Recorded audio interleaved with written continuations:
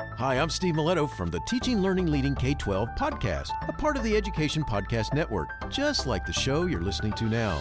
Shows on the network are individually owned and opinions expressed may not reflect others. Find other interesting education podcasts at edupodcastnetwork.com.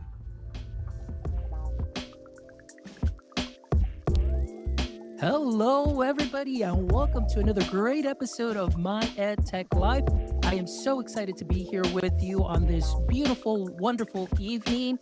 It may be daytime if you're watching us in a different time zone, a different place, different continent, but wherever in the world that you may be in, it doesn't matter. We just want to thank you for making My Ed Tech Life what it is today. I really want to say thank you for all the support, all the likes, shares, and follows. And to all our new subscribers, welcome. Thank you as always. And again, thank you, for being part of this mission of connecting educators and creators one show at a time. And I am excited to have an amazing guest here today. And today's topic is going to be something that I know resonates with me, and it may resonate maybe with other digital learning coaches that are out there. But today's focus is keeping the focus on practice over product. But of course, with all of that, we're going to definitely hit a couple of more things as my guest tonight, Jed, is just an author. He is a father. He's a digital learning coach. He is out there sharing his knowledge with the world in the education space. So I'm just really excited to welcome him to the show today. So, Jed, how are you doing this evening? Fonz, I'm doing great. Thanks for that warm welcome. The only podcast that apparently spans day and night. I like that. That's pretty cool. Well, I Okay. try, but there we go. That's always one of my things. I hope that I know that we do have some viewers. Sometimes I'll have my friend Abid pop in from the UK, and over there it's already well into, the morning hours of Wednesday, and he's getting ready for work. So that's why I always throw that in for Abid. So Abid, if you're listening, giving you a shout out, my friend. All right. Well, Jed, thank you so much for joining us this evening. I'm really excited. I know you've had a really great day today, very eventful and, with work. And we're talking a little bit about it pre chat and so on. So, but I'm really excited to dive in today's conversation. But before we do so, if you can go ahead and introduce yourself and share your context in education for some of our audience members who may not be aware of your work yet. But after tonight, I know that they're going to be following you very closely on social media. So give us a little brief intro before we dive in. Sure. We'll do. Happy to. And it's interesting because my title is digital learning coach. Yours is instructional software specialist during the day, but I bet you we end up doing a lot of the same things. And, call us what you like in different states and different districts, but we all end up doing very similar work, sometimes student facing if we're lucky, but also hopefully finding ways to bring digital learning to the forefront. So my name is Jed Stefanowicz, rhymes with Bananowitz for all of you out there who need to know how to pronounce that long name. And I'm a digital learning coach. I began as a third grade teacher. I taught third grade for 20 years, and then I've been a digital learning coach for the past 6 years. I'm in right now in Walpole, Massachusetts, just outside of the Boston area. And I love what I do. I loved being a classroom teacher, and I loved being the classroom where there was always a lot of activity happening. I was one of those. We were talking about those early adopters in our pre-show, and I liked being an early adopter, and I liked, getting kids really activated and engaged because I always looked for myself in my students, and I know as a third grader what I needed and what I would have gravitated toward.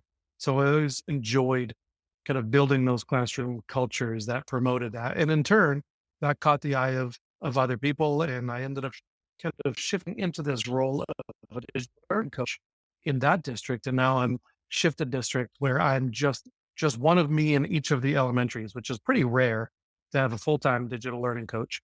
And it's a role that is in classrooms as much as I can and I want to be, but it's truly meant to be an instructional coaching position too. So yes, I have responsibilities with the devices and the mechanisms and the switches in the building, but my passion is that of an educator, and the teachers I work with know it and I think appreciate that. Excellent. Well, that's great to hear. And you're absolutely right, Jed.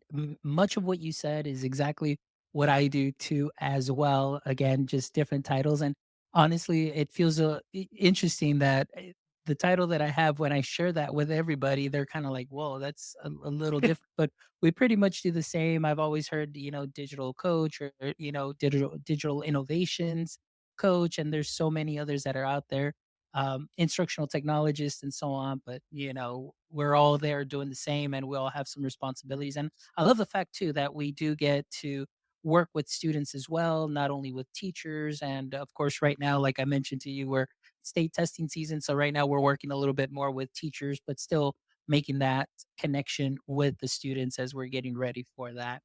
All right. Well, Jed, I want to get started with one of my favorite segments here in the show, which I know you just gave us a brief intro as far as what you currently do, as your role in your district and so on. But everybody that comes onto the show is really somebody that has done some amazing work and that I follow on Twitter and that I continually am looking for people to learn from.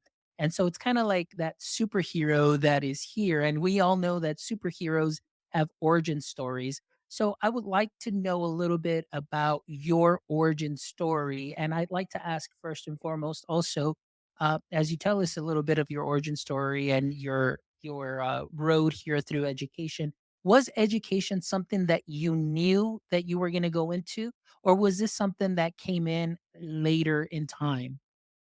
That's a great question. And a lot of times when I introduce myself at a workshop, I'll say I'm a digital learning coach. Before that, I taught third grade for 20 years. Before that, I was a child.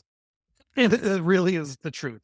Yes, I knew that I wanted to be a teacher. I knew that that's where I belonged. And, you can call it a calling or you just kind of know where that's where you belong. But those of us who kind of took that, who knew early, we live on a different schedule. Our year begins in September and there hasn't been a year that hasn't had that kind of summer and then back to school feel since we've been 5 years old. And that's a pretty great way to live. So yeah, I always knew I wanted to be a teacher for sure. And then as a classroom teacher, I always knew that, well, that's not true. I thought I might be in the classroom doing the same thing forever. I kind of, at the beginning, pictured myself, I'm going to do this forever. And it didn't get stale. But what happened was I realized I was doing a lot of the same things repeatedly, maybe because they were comfortable, maybe because they were awesome. And, when I started to kind of refresh some things, and maybe 10, 15, 20 years was long overdue, but that helps me as a digital learning coach to see that in other teachers where you're doing a cardboard trifold that you did 15 years ago. Chances are it's because it's a great project. But let's take a look at that. Let's refresh it. Let's realize that the learning that you're capturing in there, think of the tools we have right now to capture that learning. But instead of printing it, instead of glue sticking it on the paper trifold, how can we celebrate that? How can we share it? How can we amplify it? And whether it's through tools like Book Creator or having students made podcasts, or when you think of what the structure of the traditional science fair board is, it's really a website design when you think about it, a core topic that goes out to these subtopics. And why, if you're going to do that, why not give kids a lifelong skill, whether it's web design or presentation tools, that then that piece gets archived, it gets digitally created. And that is that shift toward content creation. And that's a shift away from really transactional work where kids are turning in projects, they're getting their grade. So for me, that was kind of my journey, was refreshing those things, kind of reinventing, reclaiming why I got into this in the first place. And then a pandemic came along. Excellent. Yeah, no, you're absolutely right. But everything that you described is something that is wonderful. And it still really reminds me so much of being in the classroom. Really, it's just the ability as a teacher to reinvent and just do things a little bit different and just to kind of get out of your box, that is something that's wonderful. And then when you see the students, like you said, not just making it transactional where you just give them a worksheet and then you give them their grade, but you're creating that learning experience. So I kind of want to pick your brain a little bit more on that aspect. So those moments when you were reinventing or doing things a little bit different, I'm assuming that that probably led up into your current role because you were introducing a lot of technology. So can you tell us a little bit about that journey, maybe how you were reinventing in the classroom, maybe focusing on the practice over the product a little bit, and then how it led to your current role? Yeah. The most important word in that series of sentences you just said were moments, because that's what it was. It was about capturing moments. And those moments weren't driven by the worksheet. They weren't even driven by the curriculum. You know, I think it's those moments that really, when we think about what do we remember from elementary school, it's those moments that are magical. And if you're lucky, those moments intersect three different things. They're memorable, they're meaningful, but they're also measurable. And if we can create moments and design instruction in ways that kind of spark those moments, that's what's transformational. And I think technology can really amplify that in a way that captures the learning in a way that makes it measurable in a lot of ways, conveniently, but also powerfully. But then we have those moments, just like we did 20, 30 years ago, that are memorable and measurable. Those are the activities, as a classroom teacher or an educator, that those are the activities where you wish you had been observed. Oh, that would have been awesome. Or you write yourself a note for the future and say, do make this twice as long. I mean, that's why we get into it. And when you can capture those moments, that's all about the instructional practice. It's not about the tool. The tool may have boosted it, the tool may have captured it, but you don't go in saying today is about drones. It's about, okay, we're going to fly a drone in the class. It's going to be an awesome experience. That's what I mean when I talk about practice over products. And because sometimes it's easy to get misguided by the product. It's easy to be so excited when you go to a conference, or maybe you say the magic word to a company that you're an evaluator, or they know that you're a tech person, so they'll send you one of something for free, and then you find ways to bring that in, and then it was kind of flipping that around, and instead of thinking of ways to use this robot, it was totally flipping it around and thinking, okay, let's start with a curriculum, create this moment, and then, oh, I know the tool to bring in. I know the tool that's going to capture that. I know that if we podcast this, it's going to reach parents differently. So it's just a little bit of a mental shift, I think, that gets away from driving our instructional design from what products do we want to get into kids' hands to what experiences do we want them to have? What practices are we responsible for them being able to do? But more importantly, do we want to enable them to be able to do? And then thinking about the technology we use, can we enable that learning more equitably across, all the students in the classroom and hear all of their voices and provide the same experience for all learners? Excellent. No, well said. I really enjoyed that. Now, I want to ask you though, just uh, with that stated, what are some strategies that maybe educators can use to create these type of learning experiences? Because I know we kind of just talked a little bit, glossed over it a little bit, but in your experience, and maybe when you go and visit teachers, what are some how do you talk a teacher through? Creating these moments and focusing more on that practice and not so much on the product. I would love to hear that for any aspiring coaches that may be listening, or even like myself, to just continue to add things to my tool belt. What is your method? Mm. Well, you know what, for whether someone's an aspiring coach or aspiring teacher, or they're a veteran teacher. And I think that's the thing. It's like realizing that our buildings are full of people who want to innovate their teaching. And sometimes people are either intimidated, or they're very comfortable, or they're stuck in routines. So it's not just in new teachers, and it's not fair to assume that new teachers, especially digital natives, have this expectation that they're going to be great teachers. Well, why should they? They don't have that lived experience, but also professional experience that veterans do. So I guess that leads to my first piece of advice, is to look around you, right? Look at the teacher next door, look on Twitter, find people on social media, see what lessons and activities are the engaging activities around you, and ask people how they did it.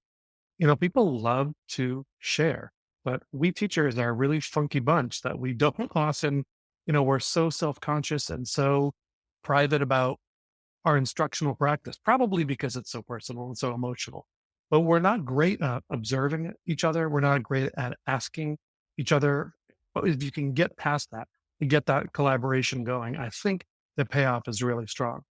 So, in addition to that, the first book I wrote was called Take Aim at Digital Learning: Activate, Innovate, Motivate. And, if you're asking kind of what's my playbook, what do I recommend?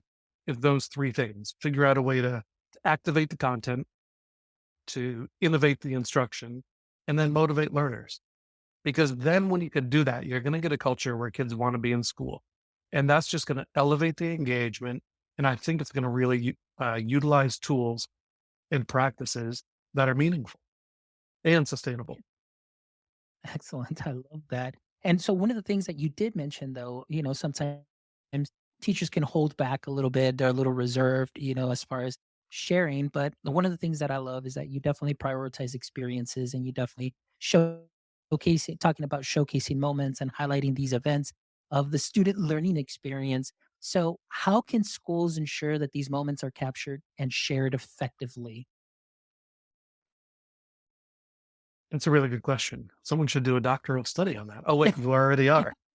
Because there isn't a great answer. And especially when, if it's rooted in the tool, by the time it becomes mainstream, the tool is going to change. So it shouldn't be rooted in the tool. It should be rooted in, I think, what is it that you're trying to capture? And if we're serious about, we say it all the time. We want to shift kids from being content consumers to content creators, right? And that can be buzzy, but it's really transformational. It was for me. The first kind of big conference I went to, that that was kind of dropped, and it was really meaningful for me to think about that. So then I thought about, all right, what is content creation with technology? How are we using digital tools in classrooms? And I think it's capturing those, yes. When I say products, I don't mean the tools. I mean, what are students creating? So if it's student content creation, what are the products they're creating? But back it up. What's the process to create that product? Can students explain it, narrate it? Do they know why they're even doing it? Right. And is it performance tasks? So I think about things like art, music, PE. How are regular classroom teachers seeing what's happening in those specials? Well, technology is a great way to capture it, share it, showcase it, and then finally practices, right? If it's, we all hung those posters up on about our math practices and demonstrating, well, kids don't go home and watch TV. Kids watch tutorials. They're on YouTube. They know what a good tutorial looks like. So if I hand a student an iPad, or I say, the two of you go out in the hall and explain this back to me. Somebody's absent. Great. Make a 3-minute video that teaches this tool so that tomorrow they can show it. That's really showing those math practices in an authentic way. If we give students an audience, or if there is an audience, you're going to really hear that authentic voice. And that's going to capture, you've got a product, you've got a process capture, it's a performance task, and it's the math practices. And that's just one example. And that is a great example. Like everything that you hit on, I absolutely love because again, just the authenticity, giving the students the opportunity. Oftentimes there isn't time for discussion as many times we may go through classrooms because while we've got to do the curriculum, we got to be here at this point at this time. We've got either a benchmark or we've got a data point assessment that's coming. So we got to focus on that. And I feel that we miss out on so many of those opportunities to really bring these tools and allow the students to really do the learning and explain the why to them. Because oftentimes, and one of the things that I've recently had a guest, Mr. James O'Neill, and we're talking about math. And oftentimes when we teach math, it's like, well, plus three times three is nine, and that's it. But what's the why? Like it's three equal groups of three, and going a little bit deeper rather than just either mimicking or remembering some mnemonic devices, but really going and diving deep. So I love everything that you shared there, which kind of brings me a little bit into this next question that I have because, of course, I did a lot of homework on you, before you came on, Oh, and been listening to a lot of shows. But you talk a little bit about how technology transformed teachers, not the teaching. So, can you explain a little bit how educators can leverage technology to transform their professional practice? Yeah, it's, forever we've been at the cusp of something revolutionary. Well, if COVID didn't spark that revolution, it's not going to happen. And I think these promises of wide scale, humongous changes with technology can be unrealistic. But what we see every single day is transformational practice with technology. And it's finding those people who are those leaders who are making that happen. Um, I'm going to go back for a minute about that math question because that's a simple math question. 3 times 3 is 9, right? Students, and it's connected to that because it's capturing that why. Why is 3 times 3 9? Well, this is where I might connect with a teacher and say, let's just flip that. Put on the board, the answer is 9. What's the question? Turn on a camera and have, all the different kids in the classroom get together, put their heads together for 2 minutes, come up with as many questions where the answer is 9. Sometimes it's just like that. That's innovation. That's not technology. That's just a flipped way of, instead of everyone in the room thinking there's one question with one right answer, think of the conversation that generates where you can give an answer and maybe 9 is a certain player's number. Maybe 9 is a scientific, element aspect or something. There's all these different ways to kind of reimagine what we're doing in classrooms.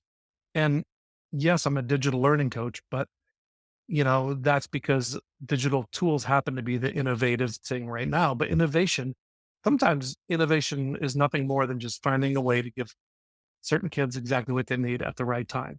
And for some kids, they know 3 times 3 is 9. It's a waste of time to say it's 3 times 3. Or if they don't know what that 3 times 3 is 9, can they tell you something else that 9 is so that there is value in their answer? And think of the power, right? Think of the message that their answer is right. It might not be the question you are asking, but they're not wrong with when there's one right answer in the classroom. Excellent. Yeah, I love that.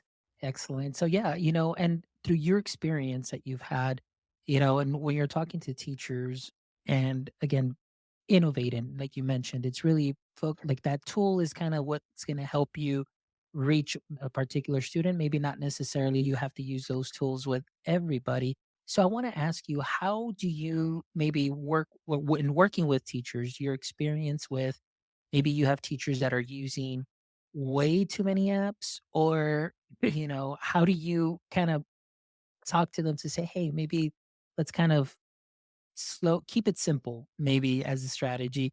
How do you handle that? Because I know with technology and Twitter and COVID, everybody takes to Twitter. Something new comes up and it's like, oh, I got to try that now. Can you tell us about a little bit, maybe your experiences with that?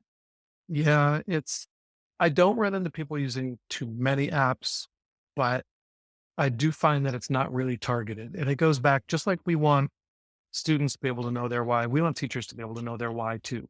Why are they using technology? Is it just because it's something they saw on Twitter? Is it because it's a robot that they got and they're dying to do it? Is it because that's the mechanism they used for data entry for benchmarks? And it's sometimes it's just unfocused. They're not even sure. Sometimes it's a great workflow, right? Maybe sometimes it's really efficient. Sometimes innovation is just efficiency.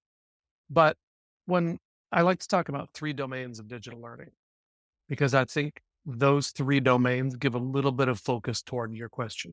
Those domains being wellness, competency, creativity.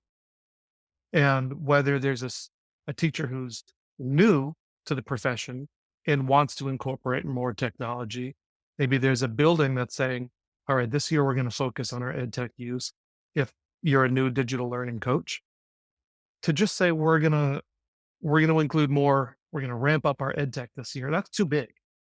So maybe splitting it among, like, looking at digital wellness beyond just citizenship, competencies. So you're looking at the skills there, and then creativity, where maybe that's into the more, how are we publishing? How are we capturing the creativity? I think that helps to target, to your question of if people are just using everything they can find, not organized, not sorted, but it's also not directed and it's not intentional. Excellent. All right. Well, thank you so much for sharing that. And I definitely picked up on a lot of that for myself, because in my experience, oftentimes it's we standardize in our district with certain apps that will measure certain things. And we use them for that workflow, like you said, tying in to some of our platforms where we are able to track and so on and so forth. But then obviously, I'm one of those two that as soon as I find something, I definitely want to give it a shot, but then I've learned too, like, okay, let me see, is there anything that we already do that kind of duplicates those efforts and so on, just so we can keep that focus? Because sometimes I believe that, a lot of students, a lot of apps, it's a lot to take into account. And some of the feedback, because I do get to work with parents also as well. Some of the feedback is like, well, I miss a message on Remind? Did I miss a message on Google Classroom, on Seesaw, on Flipgrid, and all of this? And they get overwhelmed too as well. So those are some of the things that like I like that you mentioned. Really see what the end result is and what the focus is going to be. So thank you so much for sharing that. Yeah, Another thing. you're well, go ahead. No, no, no, no. Go ahead. Go ahead. Yeah, I was Yeah, gonna because I want you to you're continue with that. yeah, you're in a role similar to mine, and I think about and you're right, we find something new comes along, we're excited about it, we wanna try it, but, like, in roles like ours, the staff person you can go to say, "I found something kinda new, I don't have a formal lesson plan, but I wanna see how this lands with kids. I wanna see this device in kids' hands. I wanna see this remote in your" whatever it is you're testing out, but you know who to test that out with, and other staff members where you've gotta have 3 months of data behind you. You've gotta convince well, you don't need to convince them, but you need to be convinced why what's the bones behind that before you bring it into their classroom. And that's usually because it's either tight timed, it's testing season, or really you have to prove what's the educational value. Because if you just want to do this and it's going to be gone next year, they're going to tell you don't waste your time. And such an interesting thing. How much of technology is not about just technology. It's about who's the who's who's the teacher you're working with as a coach. It's a partnership piece. It's those relationships. And it takes persuasion sometimes it doesn't. But, something you said at the beginning was when te- when you have a teacher who's really overwhelmed with curriculum things, it's easy for them to say, I don't have time for that fun stuff, or I don't have time. How does this fit into the curriculum? Or, that I think speaks to a mindset of, educational technology falling at 2 o'clock on Thursday, it's time for computers, right? And we see that still in some classrooms where you see other classrooms where Chromebooks are out all throughout the day and it's truly embedded. And I think we now is a kind of time where we have everything in between. We have full integration and everyone's pretty much one to one now. So it's not about one to one. It's having the devices in the classroom hasn't changed instructional practice dramatically whole scale unless it's an initiative. But so for me, it's that idea of, where when the technology in your building is still viewed as other, or it's not viewed as central and kind of a key competency toward ELA instruction or math instruction or social studies research. As long as it's other, it's going to be a fight to find time, and it's going to be take more convincing to integrate technology more effectively. Yeah. No, and we absolutely see that, at the very beginning of the year. However, this year we did do something a little different, which, in my previous years, with, my directors and so on that were there, usually it's all those decisions were made up at the top as far as what we're going to have. But this last year was great that we actually, again, reached out to the teacher, said, hey, what is it that you're using? We selected K through, I think it was K through 5 and then 6 through 12 and said, okay, what are you guys using so we can break it down so we can get stuff for, those appropriate grade levels that will still tie into the curriculum. And so we got some great feedback.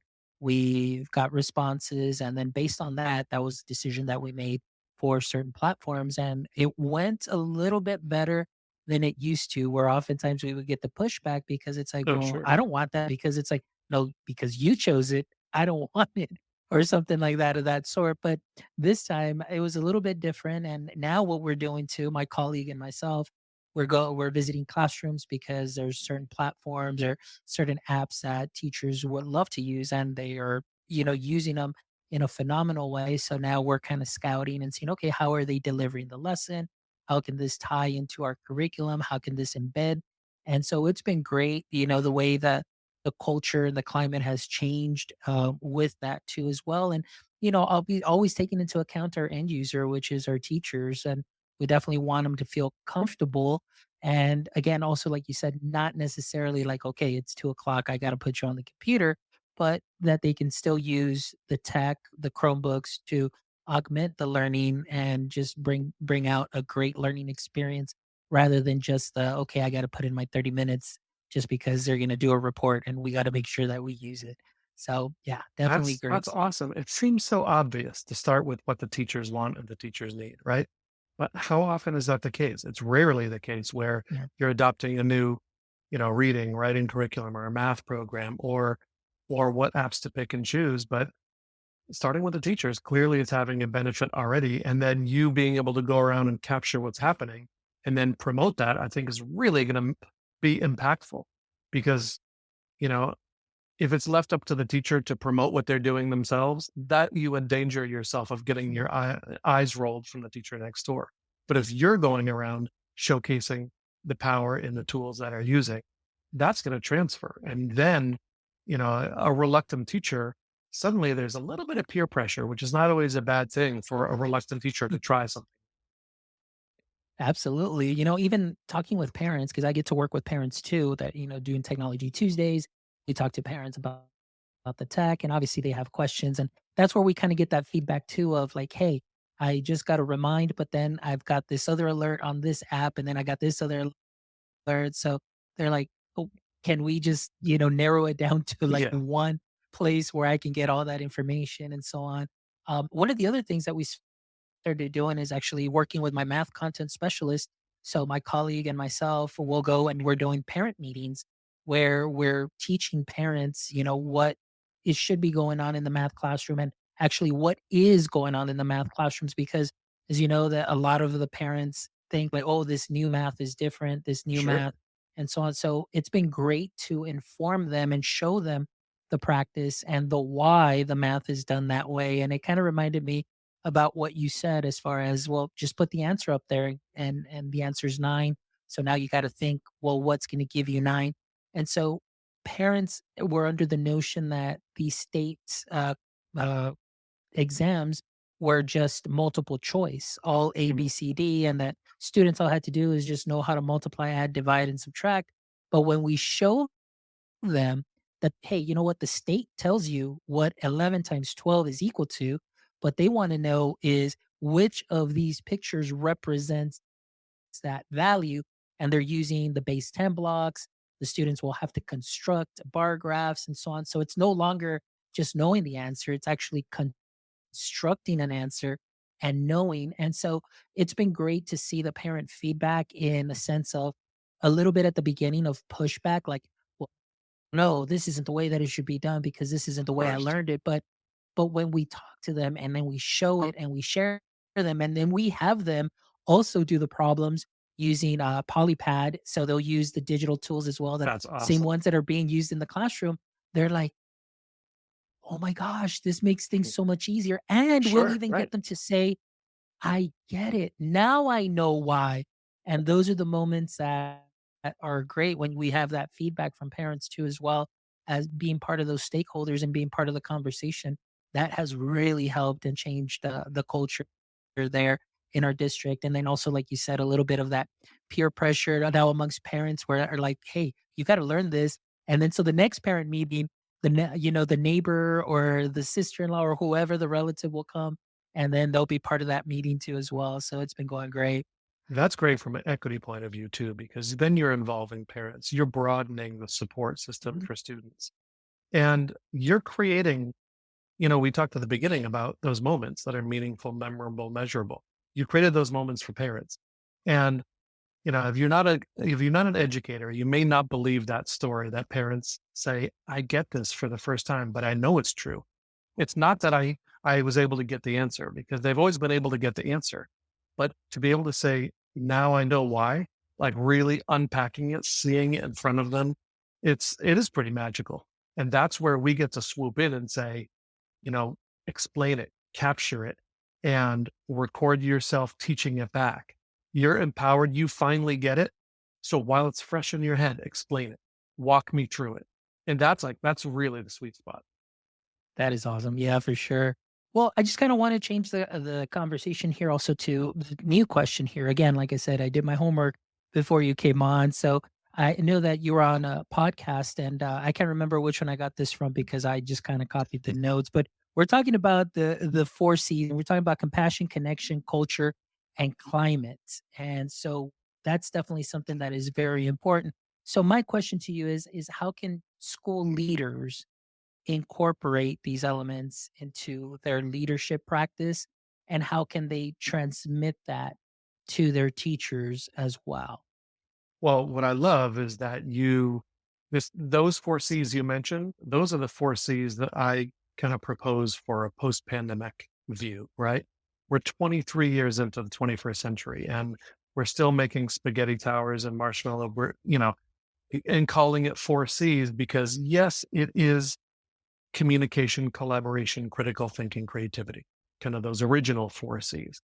And those are critical. But we're coming back from a pandemic with classrooms full of kids who can't walk together in the hallway and don't know how to take turns. And hopefully we're resolving some of that and growing out of it. But my point is those first four C's, we can't get to those without an additional view that is a different set of four C's that you mentioned. And that's connection, compassion, culture, and climate. And you talked about those parent nights as building culture and climate. So for school leaders, what can they do? They can kind of think about that before they build popsicle stick bridges in a staff meeting to say, this is innovative thinking. Really think about, is your staff, what's the message that gives your staff? One thing during COVID, people really took responsibility for their own professional learning in a way I think that we hadn't seen before. And I say professional learning different from professional development, right? Professional development is always like done to us. Professional learning is what we choose to do, where we choose to go, who we choose to follow. And if a leader is doing the same staff meeting hokey bits that they were doing 5 years ago, teachers are over it. And teachers are feeling, I think, almost disrespected that, I don't want to talk about innovation in that sense of, yes, I know how to build those bridges and I know what that does for students. I don't need to be put in the position of a fourth grader to understand that. Let's spend that time talking about the other four C's: connection, compassion, culture, climate. Let's talk about the social emotional needs in our building. Let's talk about one of those three domains I mentioned, wellness. So we can talk about behavioral things we see happening with technology. How are kids, what's their cognitive connection to their devices and their relationships? What is the social emotional impact of the relationships? And it's well beyond digital citizenship passwords and just cyberbullying reporting. It's a lot more than that. It's how are they connecting? Who are they connecting with? Those are the conversations I'm having in classrooms every single day.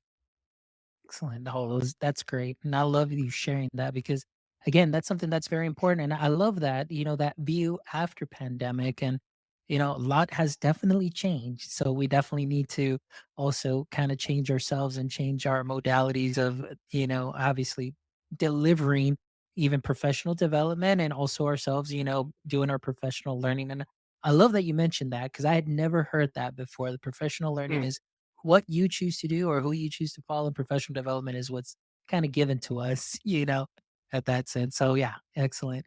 Well, Jed, it's been an amazing conversation. Thank you so much for your time this evening and My pleasure. definitely learned so much.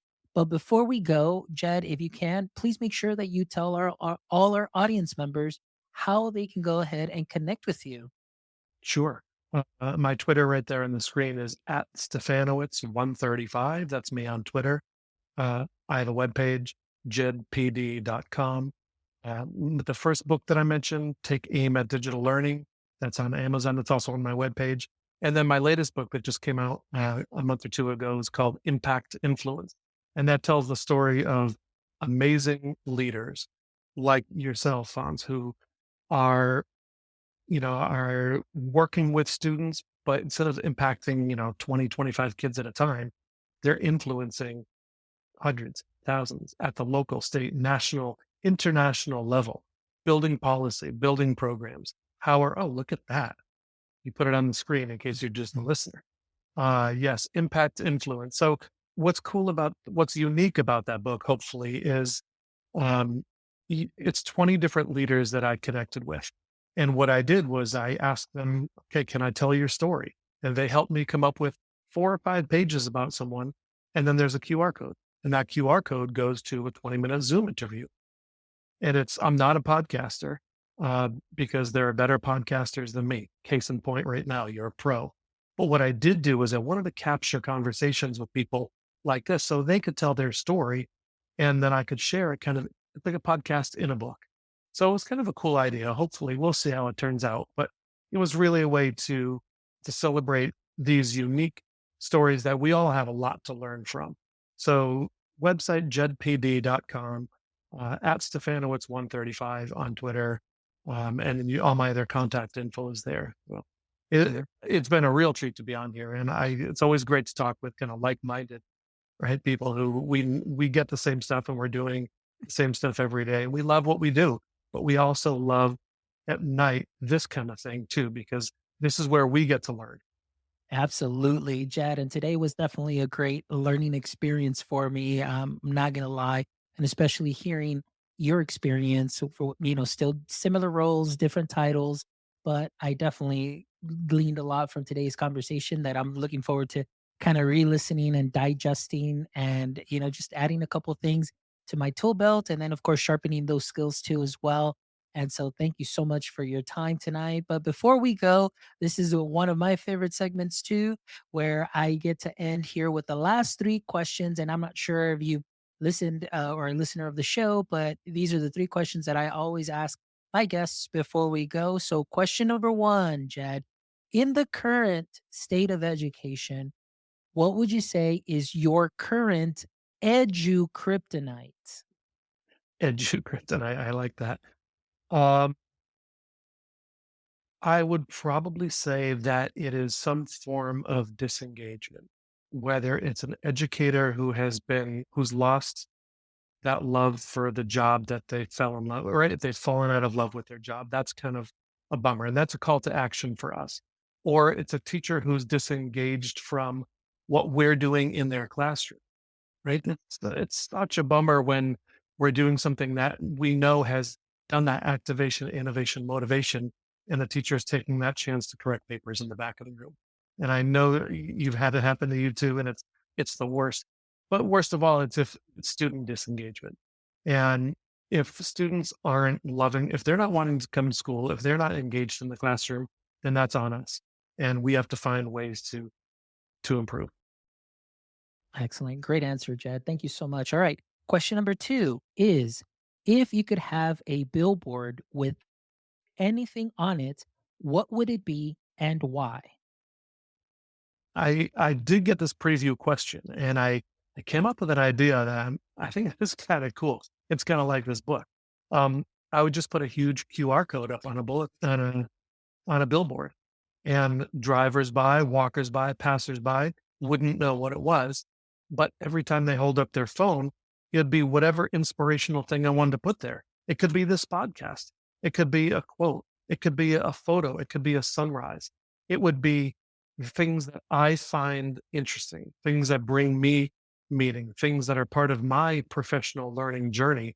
And I would put them up there to share because if we're not doing that, then we're missing a real opportunity to showcase the amazing things the people around us are doing. That's why I'm a digital learning coach. So I think if I drove by a QR code, I'd be a sucker and hold up my phone and find out what it is. And hopefully, if it gave me something to smile or learn from, I wouldn't wait till next week to see what's next. Absolutely. That is great. I love that. That is a really unique answer and also very techie answer, but I Yeah, love well, I know. I mean, you can, and then like you said, you can change it up every week or every so often, and that's great, keeping it fresh. And then everybody walks by, gets a different message each time, and you just never know what that message may do for that one person. Maybe that was what exactly what they needed to see or hear, and you just made their day. So that is a great answer, Jed. And All by right, the way, anyone can do that in a cafeteria or hallway. abs- That just kind of popped into literally. I thought of that idea this afternoon, and then just now I'm thinking, why don't I do that right now at school? Why don't I do it? Why don't I stick it on the bathroom wall for teachers to just say like positive graffiti? Absolutely. I was gonna say that, there's a they're in our building, they're the admin building, and then there's some other schools too as well. They'll post, in the teacher bathrooms, they'll have like little It's the memes. worst. It's always in the Yeah, bathroom. yeah, they just put the memes in there and everything. And of course it's the seasonal memes because it's, Valentine's and of course spring break and all that. And, at least it kind of gets you out of your thought for a little bit and then just kind of you glance at it, you smile and all that. So yeah, definitely that'll definitely work. All right. So now you were talking about, you not being a podcaster yet, but pretty much it just seems Yeah. like, yeah, and I'm saying yeah, because the way that you have your book, I mean, you're really essentially doing a podcast or, you're, recording and so on. So let's say that tonight this was your show, The Digital Learning Coach. All right. And I get to be a guest on your show. What might be one question you would like to ask me? Fonz, it's been great having you on my podcast. But before you go, let me ask you, that's what I would say, right? Just like you do, because and I honestly did do something like that in the interviews in my book. Um, but because the book is called Impact Influence, Pathway Portraits of Risk Takers, Rule Breakers, and Change Makers, your story could be in this book. And if there's a volume 2, you're in there first in line. But, my EdTech life didn't happen on its own.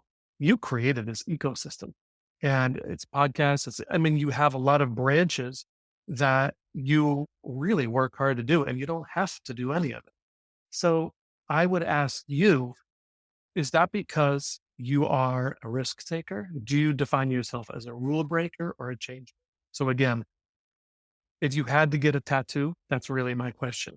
Would it say, well, you're so lucky to be able to fawns on your arm, first of all.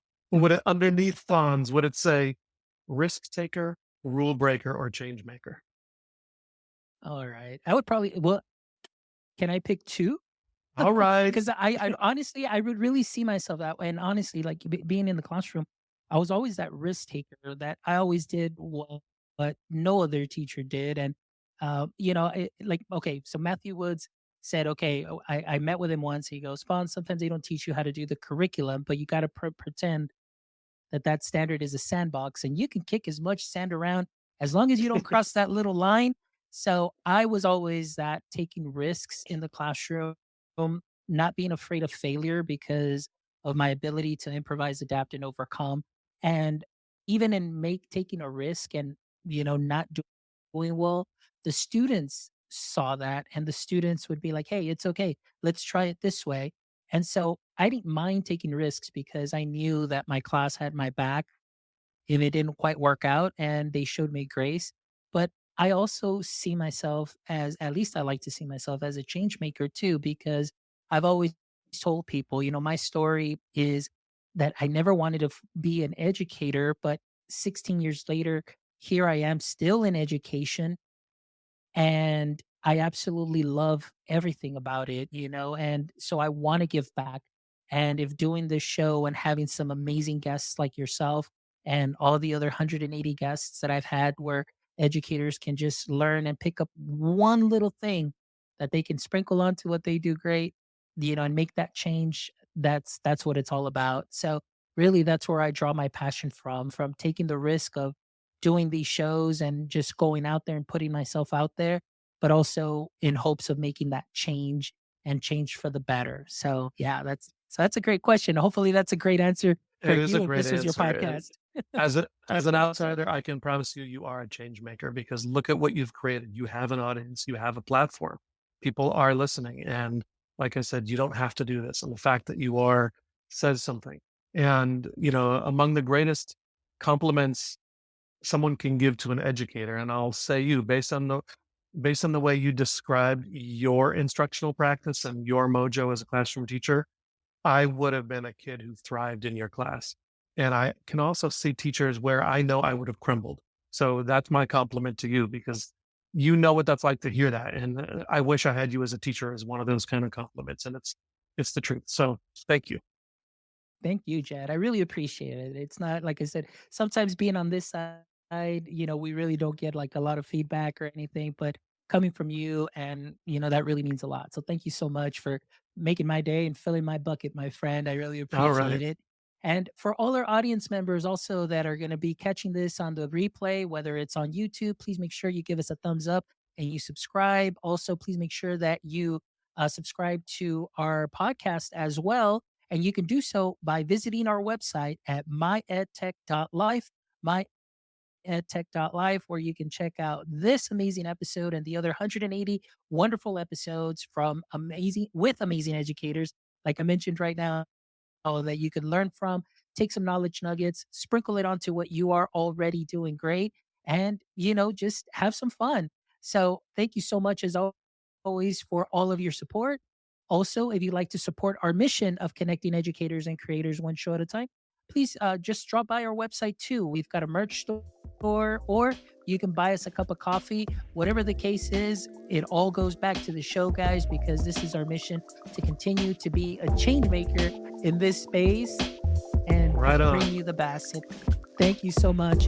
And as always, my friends, until next time, don't forget, stay techie.